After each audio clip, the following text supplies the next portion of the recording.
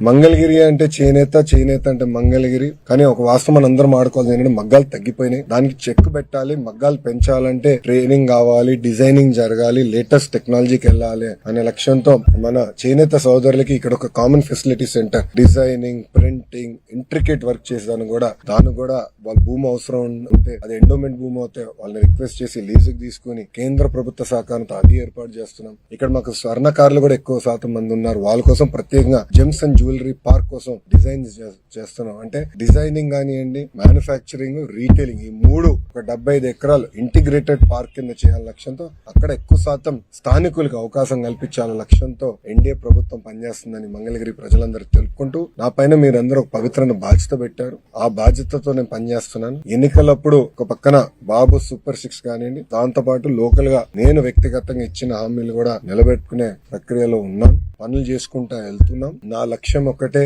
ఆంధ్ర రాష్ట్రంలో అన్ని రంగాల్లో మంగళగిరి నంబర్ 1 నిలబడాలి. ఒక పక్క వ్యాపార రీత్యా కానివ్వండి, పేదరికం నిర్మూలన కానివ్వండి, సోషల్ ఇన్ఫ్రాస్ట్రక్చర్ గానీ, హార్డ్ ఇన్ఫ్రాస్ట్రక్చర్ గానీ అన్ని రంగాల్లో మంగళగిరి అగ్రస్థానాల్లో ఉండాల లక్ష్యంతో ఒక శాసన సభ్యుడిగా నేను ఇక్కడ పనిచేస్తాం జరుగుతుంది. గౌరవ ముఖ్యమంత్రి గారిని ఒకటే చెప్పా, ఎట్లయితే ఒక కుప్పం, ఒక హిందూపూర్ తెలుగుదేశం పార్టీ కంచుకోటగా ఉంటుందో మంగళగిరి అట్లా తెలుగుదేశం పార్టీ కంచుకోటగా తీర్చిదిద్దే బాధ్యత కార్యకర్తగా నేను తీసుకుంటానని గౌరవ ముఖ్యమంత్రి గారికి నేను గతంలో హామీ ఇచ్చాను.